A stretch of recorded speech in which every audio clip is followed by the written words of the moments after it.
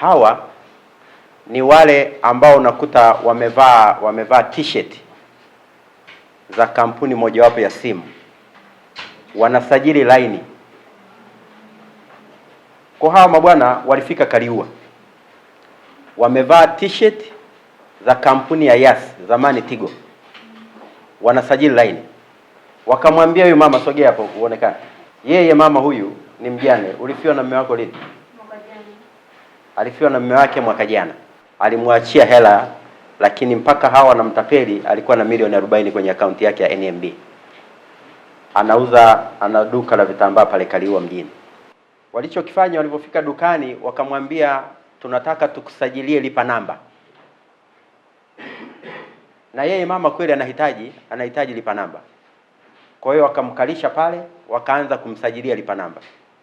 Wakamwambia, toa namba yako ya siri. Akatoa namba yake ya siri. Alipotoa namba yake ya siri, wakamwambia sasa lipa namba ili iweze kukubalika lazima iunganishwe na mfumo wa benki.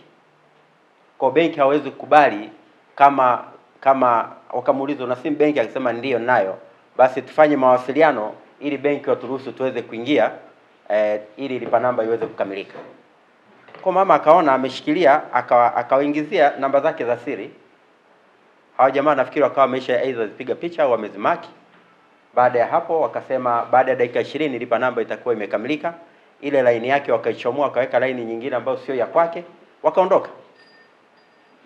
Walipoondoka mama anashangaa kupiga simu hazitoki, haelewi, kumbe laini waliomwekea sio ya kwake. Wamesha mtapeli. Ameondoka usiku huo, mama wa watu akakimbia kwenda. Kilichomshtua akaona sijui 190,000 kama inatoka, haelewi imetokaje kutoka kwenye namba yake kwenda mtandao mwingine wa Tigo. Akashtuka. Alivyoenda benki, anaambiwa benki, hela zako, anatoa kadi yake, hela zikoje? Hakuna hela. Wamemwachia shilingi 6,000 tu, mbali na milioni 40 na kidogo. Wameacha shilingi 6,000 tu hawa majamaa. Tunaendelea kuwapongeza na tuna intelligence nzuri sana. Huyu jamaa makachero wetu wamemkamatia Babati. Kwa mtakaa hapa, mwende mchange, mwambie ndugu zenu na kamera ziwaone ndugu zenu, wewe Freddy na mwenzio sijui Messi, mlipe hela ya watu ndio muondoke hapa. Ni hawa. Na wao wanakiri kwamba kweli walifika na wakamtapeli, wakamfanyia uragai huo, hela wakachukua, wakaondoka. Wana gari moja wanasema, alafu angalia milioni 40 ndani ya hizo wiki 1-2 hana hata shilingi. Leo anatuambia hapa, anamwambia RPC, nipo tayari kulipa milioni 10 kila wiki. Manake tumwachie hapa katapeli mwingine aje kulipa hapa. Waambie ndugu zako walete hela hapa, ulipe hela ya watu. Wakawa nasafiri kutoka Dodoma siji kwenda Katavi, siji ndio ni utapeli. Mjomba wake wote tumewakamata. Wanajua hii ni syndicate tu, hakuna asichokijua, na yule mama anajua kila kitu. Nimesema akitoka hapa. Kwa jamani, naombeeni mwe makini. Tapeli sio kampuni ya simu. Tapeli ni huyu, ni Fred. Alipopata hizo milioni 40, inavyoonekana amenunua gari moja na aliyemdalalia yule pale, naye tumemkamata. Kwa kweli polisi wamenishughulikia, polisi wamenisaidia, na pia mkuu wa wilaya kanisaidia, mkuu wa mkoa, wote wamenisaidia kwa kweli, nashukuru sana. Mpaka hawa wamekamatwa hawa ndio waliosababisha mimi maisha yangu kuwa magumu. Mimi sina mume, nina watoto wadogo, wote wananitegemea kusoma. Kwa nini mnachonifanyia hivi?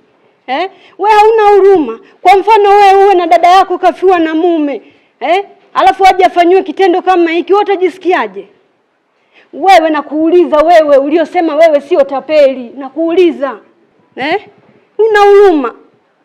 Mimi na watoto wadogo wananitegemea, mwingine ni mdogo kabisa. Kila kitu kinaniangalia mimi, unaenda kunifanyia hiki. Bado nilikuambia we kaka usije kuwa nitapeli, ukasema hapana. Shika na kitambulisho changu hichi hapa, mimi natoka Yas. Kumbe we ni tapeli, umeniibia, umenirudisha kila kitu nyuma.